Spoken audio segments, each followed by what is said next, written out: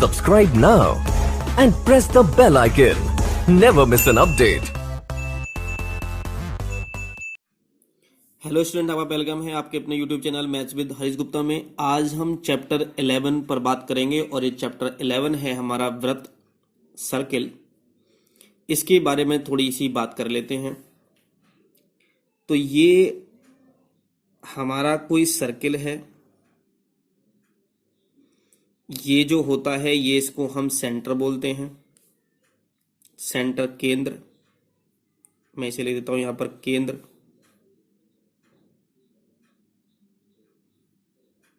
इसे सेंटर बोलते हैं इंग्लिश में। ये यहां से और ये जो होती है, ये जो कहलाती है ये वाली, ये इसे बोलते हैं हम परिधि, इसे बोलते हैं परिधि। और इस सेंटर से इस परिधि तक की दूरी, कहीं भी दूरी हो, ये क्या कहलाती है? हमारी त्रिज्या कहलाती है। ये कहलाती है हमारी त्रिज्या और इसको बोलते हैं इंग्लिश में रेडियस। मैंने यहां से इसको यहां तक ये ड्रॉ कर दी मैंने, तब भी ये क्या हुई हमारी, इसे भी हम क्या बोलेंगे? रेडियस ही बोलेंगे, त्रिज्या बोलेंगे। मतलब इस सेंटर से यहां तक की दूरी, कहीं भी, यहां से यहां तक की दूरी, यहां से यहां तक की दूरी, यहां से यहां तक की दूरी, यहां से यहां तक की दूरी, सब क्या कहलाती है? हमारी ये त्रिज्या कहलाती है। और इसे हम बोलते हैं सेंटर, मतलब केंद्र बोलते हैं इसे। ओके, अब एक बात ये आती है कि सबसे पहले हम यहां पढ़ते हैं जीवा। जीवा क्या होती है? मैं अलग अलग सर्किल में समझाऊंगा आपको। मैं यहां पर कोई सर्किल दे रखा है, इस सर्किल में एक मैंने ये लाइन ड्रॉ कर दी यहां से, तो ये इसे बोलते हैं हम परिधि। इसे क्या बोलते हैं? लाइन को, इस लाइन को बोलते हैं हम परिधि। ऐसी कोई लाइन जो परिधि को दो पॉइंट पर कट करती हो, दो जगह पर काटती हो, उसे बोलते हैं हम कॉर्ड। जीवा बोलते हैं, जीवा कॉर्ड। ये कॉर्ड, ये सेंटर होता है। मैंने कहा जीवा ये है, मैंने कहा इसे इससे मिला दिया तो ये भी तो जीवा हुई, तो ये भी हम क्या बोलेंगे? इसको जीवा बोलेंगे। मैं कहीं और ड्रॉ कर दूं इसको, कहीं भी मैं मिला दूं इसको, तो क्या कहलाएगी? वो जीवा कहलाती है। एक बात तो ये हुई। जीवा के बारे में अभी और पढ़ते हैं कुछ। मैंने कहा एक सर्किल है, ये सेंटर है, और अगर मैं इससे पास होती हुई एक लाइन ड्रॉ कर दूं तो ये क्या है? ये जीवा है। ए बी क्या है? ये जीवा है। ये जो जीवा है, ये जीवा सेंटर से पास हो गई, ये जीवा केंद्र से पास हुई है,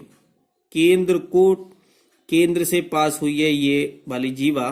तो इस जीवा को हम बोलते हैं, या हम बोलते हैं इसे व्यास। वृत्त का व्यास बोलते हैं, या हम बोलते हैं इसे वृत्त की सबसे बड़ी जीवा। वृत्त की सबसे बड़ी जीवा।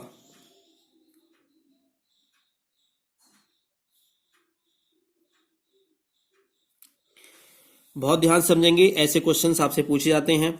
मैंने एक लाइन यहां से यहां ड्रॉ कर दी और ये सेंटर से पास हो गई, तो इसको हम जीवा बोलते हैं। इसी को हम, ए बी को हम व्यास भी बोलेंगे। और अगर हमसे ये पूछा जाए किसी भी सर्किल की सबसे बड़ी जीवा क्या होती है, तो हम बताएंगे कि वृत्त की सबसे बड़ी जीवा जो होती है वो होती है हमारी व्यास। और व्यास कौन सा होता है? ऐसी कोई जीवा जो सेंटर से पास होती हो, केंद्र से जो पास होती हो, उसे बोलते हैं हम जीवा। और आपको मैं बता दूं कि जो व्यास होता है, तो व्यास बराबर होता है 2 गुणा त्रिज्या। जो त्रिज्या होती है उसका क्या होता है? दुगना होता है व्यास। या हम कह सकते हैं कि जो त्रिज्या होती है वो व्यास की होती है आधी। तो सबसे पहले मैंने आपको क्या बताया कि ये केंद्र होता है, केंद्र से कहीं की भी दूरी परिधि पर ले लो तो क्या कहलाती है? त्रिज्या कहलाती है, रेडियस कहलाती है। फिर मैंने कहा कि कहीं भी कोई लाइन ड्रॉ कर दो, ये क्या कहलाएगी, जीवा कहलाएगी ये। फिर मैंने कहा कि ये जीवा के बारे में और बताया मैंने कि यहां से एक जीवा सेंटर से पास हुई, तो इसे जीवा बोलेंगे या व्यास बोल देते हैं, इसको व्यास बोलेंगे, और यह वृत्त की सबसे बड़ी जीवा कहलाती है। अब हम आगे बढ़ते हैं। इसमें कोई भी सर्किल ये दे रखा है, मैं आपको परिभाषा नहीं लिखवा रहा हूं मैं आपको। अगर आपको परिभाषा लिखनी है तो आप लिख सकते हैं, जो मैं बोल रहा हूं इसको पॉज कर करके। एक होती है हमारी छेदक रेखा, सेकेंड बोलते हैं इसको, सेकेंड ऑफ ए सर्किल बोलते हैं। एक लाइन है जो इसलिए टच कर गई, ये कट कर गई, ये लाइन यहां से यहां तक कट कर गई है, तो इसे बोलते हैं हम छेदन रेखा, या हम बोलते हैं इसे छेदिका,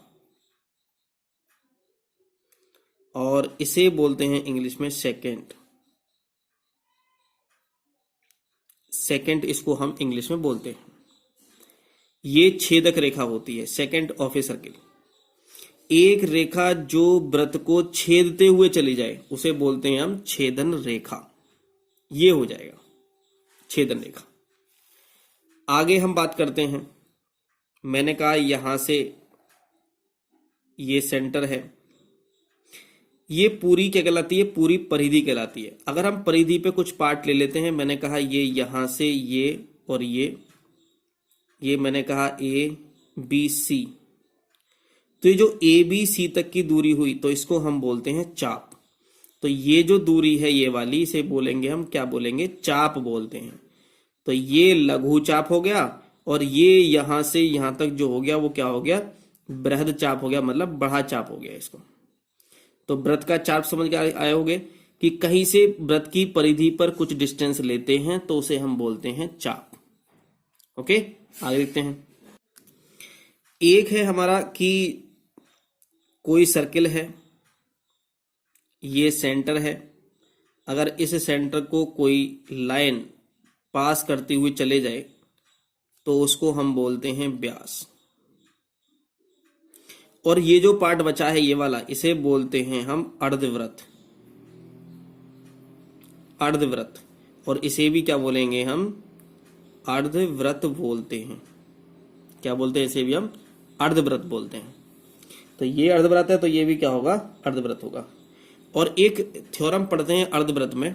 अर्धवृत्त में एक थ्योरम होती है कि अर्धवृत्त में बना कोण समकोण होता है। अर्धवृत्त में बना कोण समकोण होता है। ये बात ध्यान रखेंगे हम, ये बात ध्यान रखने वाली बात है। जैसे मैंने कहा कोई एक सर्किल ये लिया, ये सेंटर है, सेंटर से पास ये हुआ। अगर हम इस खंड में, इस वृत्त खंड में या इस वृत्त खंड में, क्योंकि जब ये क्या है, व्यास है, तो ये भी अर्धवृत्त हुआ और ये भी अर्धवृत्त हुआ, तो इसमें कोई भी एंगल बने या इसमें कोई भी एंगल बने, दोनों कितने होंगे, 90-90 डिग्री के होंगे, मतलब समकोण होंगे।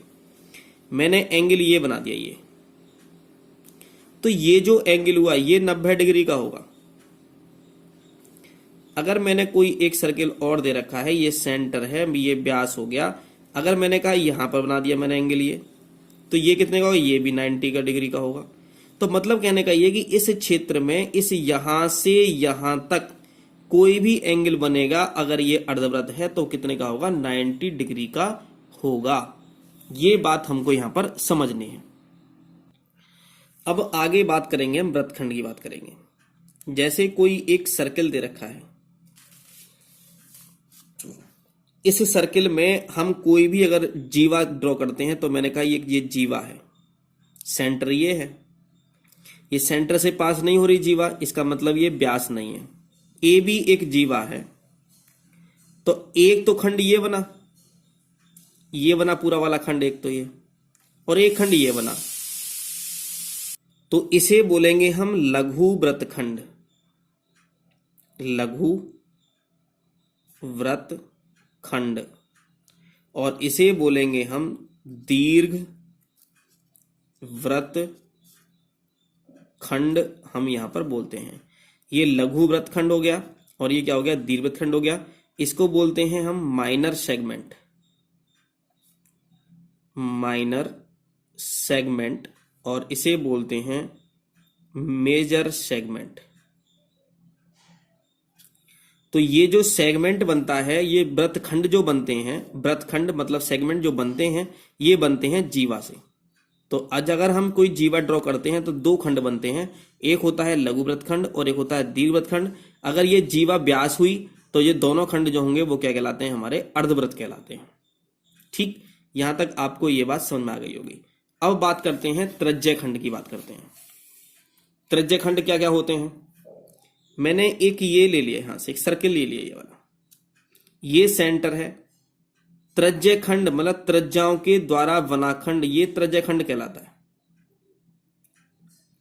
तो ये एक खंड तो ये हुआ, ये ओ सेंटर है, ये ए मान लिया, ये बी मान लिया। एक तो ए ओ बी वाला हो गया। तो ये जो कहलाएगा, ये जो कहलाएगा हमारा, ये कहलाएगा हमारा लघु त्रिज्य खंड, लघु त्रिज्य खंड। और ये कहलाएगा पूरा यहां से लेकर के यहां तक क्या कहलाएगा, ये कहलाएगा हमारा दीर्घ त्रिज्य खंड, ये कहलाएगा हमारा यहां पर। ओके, अब बात करते हैं हम साइक्लिक क्वाड्रिलेटरल, चक्रीय चतुर्भुज की, चक्रीय चतुर्भुज।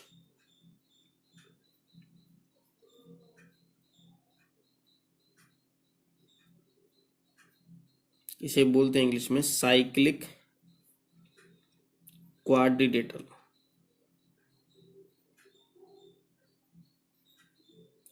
साइक्लिक क्वाड्रिलेटरल, चक्रीय चतुर्भुज। चक्रीय चतुर्भुज किसे कहते हैं, बहुत ही ध्यान से समझेंगे। कोई भी किसी भी सर्किल में, किसी भी सर्किल में एक चतुर्भुज बना दिया जाए, कैसा भी चतुर्भुज हो, कैसा भी हो, कुछ भी दे रखा हो। मैंने कहा ए बी सी और डी, किसी भी चक्रीय चतुर्भुज, कोई भी चतुर्भुज दे रखा हो, ए बी सी और डी, अगर किसी चतुर्भुज के चारों शीर्ष किसी वृत्त को टच करते हो, किसको टच करते हो, किसी वृत्त को टच करते हो, तो जो वो चतुर्भुज होगा वो कहलाएगा हमारा चक्रीय चतुर्भुज। दोबारा समझा देता हूं मैं, किसी भी चतुर्भुज के चारों शीर्ष अगर किसी वृत्त को टच करते हो, वृत्त को स्पर्श करते हो, तो वो हमारा कहलाता है चक्रीय चतुर्भुज। एक बात तो ये है, अगर मैं आपको थोड़ी सी बात और इसको क्लियर करूं, मैं यहां पर बहुत ध्यान से समझेंगे। मैंने कहा है कि ये सर्किल दे रखा है, यहां ये बना दिया, ये बना दिया, ये बना दिया, ये बना दिया, ये ओ है, ये ए है, ये बी है, ये सी है। क्या ये जो ओ ए बी सी, क्या ये चतुर्भुज बना, चक्रीय चतुर्भुज बना? ये नहीं, ये चक्रीय चतुर्भुज नहीं है। क्यों नहीं है? क्योंकि इसके जो तीन शीर्ष हैं ए बी और सी, ये तो सर्किल को टच करते हैं, लेकिन ये जो शीर्ष है इसका, ये वाला शीर्ष, ये इस सर्किल को टच नहीं करता है। और मैंने आपको बताया था चक्रीय चतुर्भुज में कि चतुर्भुज के चारों शीर्ष इस वृत्त को क्या करते हो, टच करते हो, तो ऐसा चतुर्भुज कहलाता है हमारा चक्रीय चतुर्भुज, जैसे ये दे रखा है। चक्रीय चतुर्भुज की प्रॉपर्टी क्या होती है? इनके जो आमने सामने के जो कोण होते हैं, ये और ये कोण, angle A plus angle C बराबर 180 डिग्री। ऐसे यहां पर एंगल बी और एंगल डी, आमने सामने के जो एंगल होंगे, कोण होंगे, उनका जो योग होगा वो 180 डिग्री होता है। ये बात याद रखेंगे। और इसको हम बोलते हैं कि चक्रीय चतुर्भुज, चक्रीय चतुर्भुज के सम्मुख कोण, सम्मुख कोण का मतलब चक्रीय चतुर्भुज के सम्मुख कोण, चक्रीय चतुर्भुज के सम्मुख कोण, सम्मुख कोण का मतलब आमने सामने के कोण, अपोजिट एंगल्स। तो चक्रीय चतुर्भुज के सम्मुख कोण समपूरक होते हैं। समपूरक का मतलब होता है 180 डिग्री, 180 डिग्री। तो मैंने बताया कि इन दोनों कोणों का जो योग होगा वो 180 डिग्री हो जाएगा। ठीक, अब ये पता कैसे करते हैं? मान लो ये 80 है तो ये कितना हो जाएगा? 100 हो जाएगा। मान लो ये 70 है तो ये 110 हो जाएगा। मान लो 70 है अगर ये, तो कितना हो जाएगा हमारा? 110 हो जाएगा हमारा। इस तरह से क्वेश्चन यहां पर पूछे जाते हैं। और एक बात और है, कोई भी चक्र चतुर्भुज दे रखा हो, जैसे मैंने कहा ये कोई सर्कल दे रखा है, कोई भी बना दिया कैसे भी, जरूरी नहीं है कि ऐसे इस तरह से बने, ये बन गया यहां से। एक होता है हमारा एक्सटीरियर एंगल, एक्सटीरियर मतलब बहिष्कोण। ये जो बहिष्कोण ये वाला जो होगा ये इसके इक्वल होता है। ये अगर x है तो ये भी क्या होगा? x डिग्री होगा। तो क्या होता है चक्र चतुर्भुज में कि चक्रीय चतुर्भुज का जो बहिष्कोण होता है, बहिष्कोण मतलब ये वाला कोण, चक्रीय चतुर्भुज का बहिष्कोण उसके सम्मुख कोण मतलब उसके सामने कोण, ये वाला, इसके नहीं, इसके ये वाला नहीं, इसके सामने वाला ये वाला कोण बराबर होता है। बहिष्कोण का मतलब क्या होता है? बहिष्कोण मैं समझा देता हूं। जैसे कोई ट्रायंगल है, कोई त्रिभुज दे रखा है, बहिष्कोण किसे कहते हैं? किसी भी फिगर, कोई भी आकृति आपको दे रखी हो, चाहे वो ट्रायंगल दे रखा हो, चाहे वो क्वाड्रिलेटरल दे रखा हो, चाहे स्क्वायर दे रखा हो, कोई भी दे रखा हो, उसकी अगर कोई भी साइड, इसकी जैसे ट्रायंगल में कितनी साइड है? 3 साइड दे रखी हैं। तो ट्रायंगल की कोई भी साइड अगर आगे बढ़ा दी जाए तो उससे जो एंगल बनेगा, ये जो एंगल बनेगा ये कहलाएगा जाएगा हमारा बहिष्कोण। बहिष्कोण इसे बोलते हैं, या इसे बोलते हैं इंग्लिश में एक्सटीरियर एंगल। एक्सटीरियर एंगल बोलते हैं। तो मैंने बताया कि चक्रीय चतुर्भुज का जो बहिष्कोण होता है वो उसके सम्मुख कोण के बराबर होता है। ये बात ध्यान रखेंगे, मैं इसलिए बता रहा हूं यहां बातें क्योंकि ये आगे क्वेश्चंस में यूज होंगी, इसलिए आपको इन बातों का पता होना चाहिए। जैसे मैं एक क्वेश्चन की बात करता हूं यहां पर कि निम्न चित्र में चतुर्भुज PQRS एक चक्रीय चतुर्भुज है जिसमें एंगल PSR बराबर 82 डिग्री है, तो एंगल PQR का मान ज्ञात कीजिए, ये पूछा गया है। पहले तो ये एंगल PQR ये होता कैसे है, ये क्या है, ये थोड़ा समझ लेते हैं, थोड़ा ध्यान से समझेंगे इस चीज के लिए। मैंने आपको यहां से मैंने कि ये यहां से लिख दिया, मैंने लिखा ABC। कोण कैसे लिखते हैं, कोण का नाम कैसे लिखते हैं? जैसे मुझे इस एंगल की बात करनी है, इस कोण की बात करनी है, तो मैं क्या लिखूंगा? इसको एंगल बनाऊंगा। तो जिस इस कोण की बात करनी है तो इस पर जो पॉइंट होगा, जो B है, वो B बीच में आना चाहिए, और इसके अलावा 2 पॉइंट होंगे वो इनके आसपास आने चाहिए। तो मैं इसे A लिख सकता हूं, यहां पर C लिख सकता हूं, लेकिन जो जिस एंगल की कोण की हम बात करते हैं वो वाला जो पॉइंट होना चाहिए वो बीच में आना चाहिए। या हम इसे लिख सकते हैं एंगल CBA लिख सकते हैं। तो एंगल ABC बोला तो ABC, तो B वाला एंगल आया। CBA कहा तो CBA ये कहा। अब जैसे उन्होंने कहा कि एंगल PSR, तो एंगल PSR जो 82 डिग्री है, तो जो 82 डिग्री है वो S पर बनना चाहिए। तो एंगल PSR, तो ये 82 डिग्री ये वाला दे रखा है। इस एंगल का क्या नाम क्या हुआ?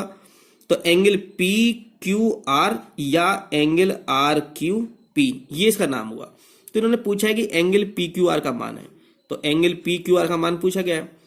तो हमें पता है, क्या पता है, बताया था मैंने अभी आपको, मैंने बताया था कि चक्रीय चतुर्भुज के सम्मुख जो कोण होते हैं वो क्या होते हैं? 180 डिग्री होते हैं। तो इस एंगल का नाम क्या है? तो लिखेंगे एंगल PSR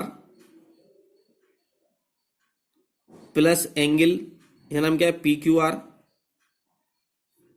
बराबर कितना? 180 डिग्री। ठीक, आगे लिख देंगे क्योंकि सम्मुख कोण, क्योंकि हमें रीजन बताना होता है कि क्यों होते हैं। तो एंगल PCR कितना है? PSR कितना है हमारा? 82 डिग्री है, plus angle PQR equal to 180 degree हो गया। तो एंगल PQR बराबर कितना हो गया? 180 माइनस 82 डिग्री, तो ये कितना हो गया? तो ये हो गया हमारा 98 डिग्री आंसर। 90 डिग्री आंसर आ गया। एक क्वेश्चन और लेते हैं इसी की टाइप का।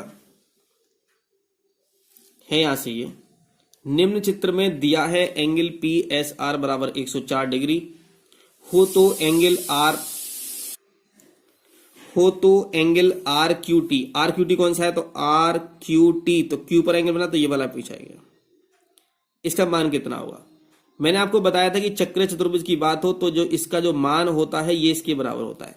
चलिए देंगे एंगल आर क्यू टी बराबर कितना हो जाएगा, एंगल पी एस आर, और बराबर कितना हो जाएगा 104 डिग्री, और यही हमारा आंसर हो जाएगा। और लिख देंगे यहां से बहिष्कोण,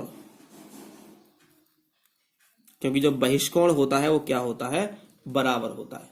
तो मैंने आपको ये इसी टाइप के क्वेश्चन मैंने आपको करा दिए जो मैं भी आपको चक्र चतुर्भुज बता रहा था। और आगे देखते हैं, एक हम यहाँ आगे थ्योरम पढ़ते हैं। एक थ्योरम का स्टेटमेंट मैं यहाँ पर लिखता हूं, और वो उस स्टेटमेंट इसलिए जरूरी है क्योंकि वो कभी कभी स्टेटमेंट पूछ भी लिया जाता है और उससे क्वेश्चन भी होते हैं, बिना उसके क्वेश्चन हम नहीं कर पाएंगे। स्टेटमेंट ये है कि वृत्त के किसी चाप द्वारा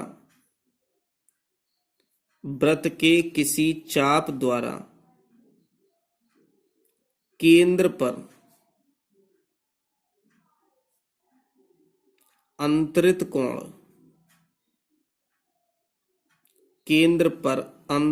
कोण उसी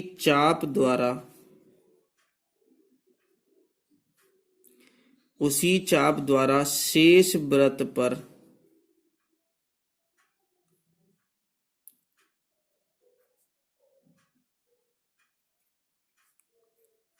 अंतरित कोण का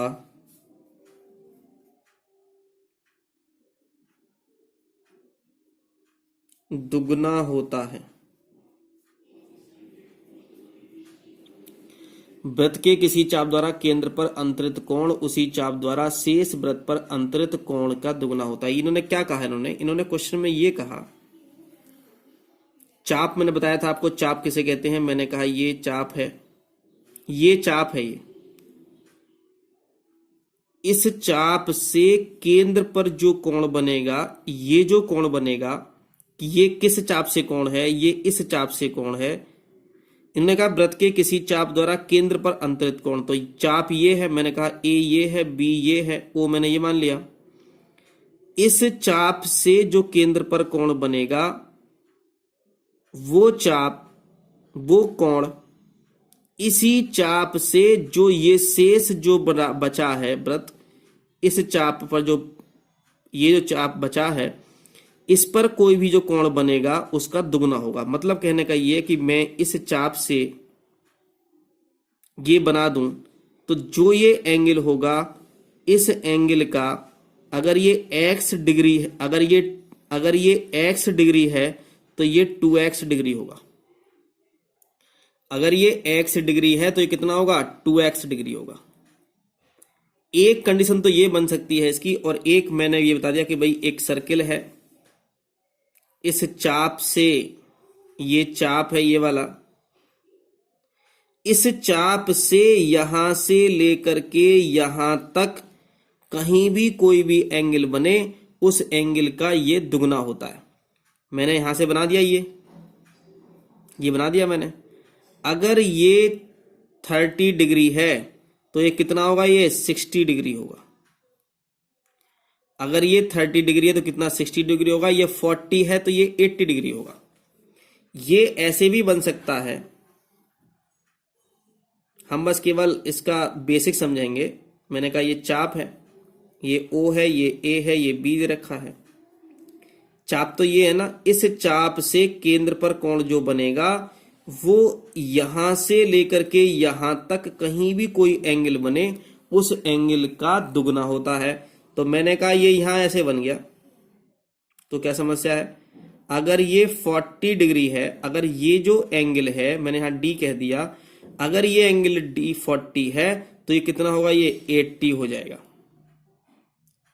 हम ये कह सकते हैं कि ये जो कोण होता है ये इस कोण का दुगना होता है, या हम ये कह सकते हैं कि ये जो कोण होता है इस कोण का आधा होता है। लेकिन ये बात ध्यान रखेंगे, जो केंद्र पर जो कोण बनेगा वो दुगना होता है। ओके, तो आज बस केवल इतना ही, और अगली वीडियो में हम इस पर आधारित कुछ क्वेश्चंस को सॉल्व करेंगे। अगर आपको ये वीडियो अच्छी लगी हो तो इसको लाइक करें और हमारे चैनल को सब्सक्राइब करें। Thank you for watching.